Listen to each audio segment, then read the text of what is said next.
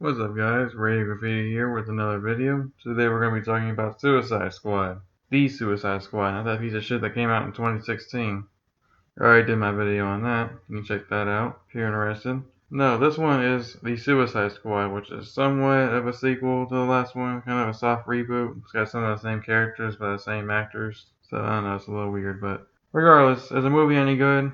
Yeah, it's fine, I guess. It's not as great as everybody's claiming it is. I've heard people saying it's the best DCEU movie, and it's the best DC movie, and it's one of the greatest comic book movies, and I don't know what movie those people watched, but I don't think it was this one. No, don't get me wrong. It started off pretty good. It started off really strong, actually. I really enjoyed it. The beginning I thought was pretty funny. It reminded me of Deadpool 2, the X-Force scene when, as far as you know, you got a group, and they all go into a mission, and it goes horrible, and then pretty much all of them die, except a couple. That's basically what happened in the opening of this movie. I was surprised how many people they killed off before the fucking credits even came up. It was kind of predictable, though I knew where I was going after like the first two people died. I was like, okay, yeah, they're gonna just kill all these people off, aren't they? And then the other team that we've seen. Cause I feel like there's so many characters in this movie, how are they gonna balance it out? But they end up killing like half of them off in the beginning of the movie. So that made it work out for them, I guess. Harley Quinn has a pretty strong plot armor throughout this movie. I don't know how she and Rick Flag didn't die. I guess because the story didn't want them to die yet, which I thought was kind of lazy. Because everybody else they just shot down, no questions asked. But yet with Harley and Rick Flag, they all of a sudden wanted to hold them hostage. Probably the worst part about the movie for me is all the boring government shit that goes on in this movie. There's like after the fun beginning, after that incredible opening we have for the movie where it's so funny, everyone goes and they die and everything. That's all fun and everything, and then they start introducing us to Bloodsport and Peacemaker and all that. All that's fine, but after we get introduced to them, it's kind of just boring throughout the entire movie until like maybe I'd say about until we get to Starro at the end. That's really when things pick up. Besides that, the whole like hour and 30 minutes in the middle of the movie is just so boring. In my opinion, it's just somewhat. The pacing is terrible. It just moves so slowly. I'm like, damn, this movie feels like 3 hours. This is a 2 hour and 12-minute movie, isn't it? It felt like fucking 3 hours. Endgame had faster pacing than this. You know, I put on Endgame, I feel like it's done in like 2 hours and 30 minutes when it's actually 3 hours. This movie, 2 hours and 12 minutes, it felt like fucking 3 hours. I was like, damn, this pacing is terrible. Why does it feel like it's moving so slow? I felt like a lot of the jokes were pretty lame too. Like, a lot of people clown Marvel for their comedy, but yet they love this. You know, everyone makes fun of, the what are those joke in Black Panther and all the jokes in Thor Ragnarok and every other MCU movie that has jokes. Everyone makes fun of that and say Marvel's for kids, but yet they enjoy Harley Quinn making a 69 joke and a lot of other dumb jokes in here. Peacemaker talking about how he'd suck every dick on the island to get peace or whatever, it's just kind of stupid. I didn't really laugh at anything in the entire movie after the beginning. I felt like the humor was kind of stupid. I liked Weasel though. He was probably my favorite character. Even though he's only in it for like 5 minutes, he was one of my favorite characters. Weasel's dope. I'm glad he was actually alive in the end. But yeah, I was surprised how many people they killed off throughout the movie. Like, they kill off a lot of people in the beginning, and then they sort of, as the movie goes on, they kill people every now and then. So I'm glad there's actually a lot of death in this movie. A movie called The Suicide Squad. It should be rated R. There should be people getting killed off left and right. That's what we want to see. All I wanted to see, I just want to see a bunch of fun banter between the supervillains and them getting killed off every now and then. That's all I wanted to see. I don't need all this boring government shit about people trying to overthrow this government or whatever they're talking about, and all these generals talking about, oh yeah, I'm next in line now that Harley Quinn has shot this guy, and I'm like, who cares about this shit? Like, it felt like Batman vs Superman, where it had the boring, subplot that's taking up from all the entertaining stuff about the movie.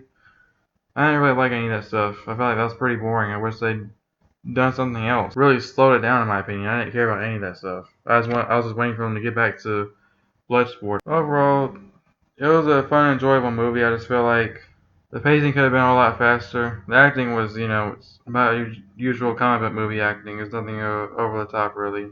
Nothing too crazy. No Oscar winners here, I don't think. Probably the dumbest shit that happens in this movie is in the end when Bloodsport, he's in a building, right, and it's collapsing. He falls through the floor, and then he just keeps falling and falling and falling until he lands right in front of John Cena, about to kill Ratcatcher. It's just like, why did he keep falling and falling and falling and falling? You think he had fucking superpowers or something, the way he kept falling through every single level of the building. And of course, the one he does actually land on is the one with John Cena about to kill the girl he said reminds him of his daughter, which I don't know how it reminds him of his daughter. I was kind of confused about their relationship. I was like, hang on a minute, dude. Are you a deadbeat father or what? Because they kind of make it seem like he just doesn't really care about her, like he don't like her, but yet he knows enough about her to say, oh, you remind me of my daughter. How much do you really know about your daughter? Because the movie sets it up like you don't really have much of a relationship with her when she goes to visit him in prison. So that part kind of confused me. I wasn't really sure where they were going with that, what he was talking about. On a serious note, though, probably my favorite scene was the beginning of the movie. That was my favorite scene of the whole thing. Because, like I said, it reminded me a lot of X-Force and Deadpool 2, which I thought was also pretty funny. It was just so unexpected. I didn't expect them to kill so many people off in the beginning. This movie felt like I was eating dinner before I even got to breakfast. You know, it just gave me a nice, juicy steak as soon as I wake up, and then after that, I'm just disappointed the rest of the day because nothing's going to match that meal I've already had. I don't feel like anything else in the movie was really that funny or entertaining as that. As far as where it ranks in the DCEU, I still think Man of Steel and Shazam are better. I might even say the Snyder Cut's better. I don't know. Maybe the Snyder Cut might be better than this. It's going to take me a minute to really let this movie sizzle in my head and let it marinate. Maybe I'm just hungry. I keep making all these food comparisons. There's so many times you watch a movie and you have one opinion on it. You say, oh, it's okay. And then you watch it again a couple months later and you're like, oh, this wasn't so bad after all. And then you watch it again and again and again. You start liking it more and more, or you start hating it more and more. So your opinion never really always settles on one thing all the time. Sometimes your opinion changes quite a bit. It shifts. But yeah, I still say probably the Snyder Cut, Man of Steel, and Shazam are better than this movie. They just got rid of all that boring government shit. I feel like this movie could have been a lot faster. And I give the movie props for not taking the chicken shit route and going in Gotham City and oh, we gotta have a Batman cameo. I like how he actually got somewhere outside of Gotham City for a Suicide Squad movie. Somewhere all dark and grim. And then he feel the need to shove Batman in it, which there's nothing wrong with having Batman in it. It just reminds me a lot of the Assault on Arkham movie that came out that was so much better than that 2016 version. Might even be better than this version too. I don't know. They also didn't put the Joker in this movie or reference him at all. I don't think. So that was nice. It was refreshing to see a DC movie that doesn't remind me about Batman and all those other fucking characters over and over. Even though there are a couple of Batman villains in here. As far as standout characters, I'd say King Shark was pretty good. Harley Quinn wasn't bad. I just wish they didn't have her in a dress the entire movie. I wish she could have had that costume she had in the beginning of the movie where it looked so much more badass. And also like Bloodsport, it was pretty cool. So those are probably my top 3 favorite characters in the movie.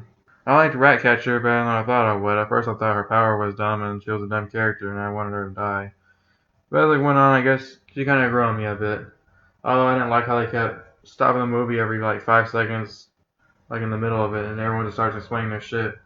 Like all of a sudden, Polka Dot Man just starts explaining his backstory, and then all of a sudden she starts explaining her boring backstory. I was expecting them to do something funny with it, just cut her off from narrating, and then the thinker at the end of the movie, he starts narrating a bunch of shit about Starro, giving us all this exposition. I thought that was pretty lazy. And also, I thought he looked kind of stupid. It looked like he had a bunch of fucking Christmas lights shoved into his head. Amanda Waller was a lot better in this movie than she was in the Suicide Squad. I really felt like this is a woman who would do anything to get the job done. And I'm so glad it's rated R. We got a lot of chance to see a lot of gore and a lot of F-bombs throughout the movie.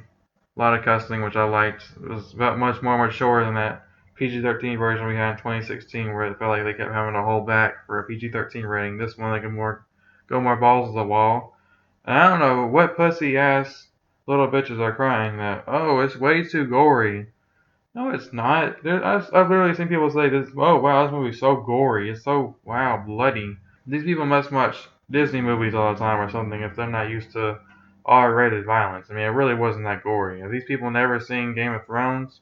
Have these people never seen The Boys or anything? I mean, this was gory to you? It wasn't really that bad.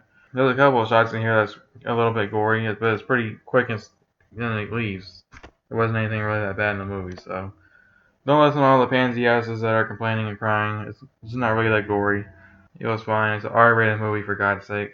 So yeah, overall, I'd say The Suicide Squad was a fun, enjoyable film. It was entertaining.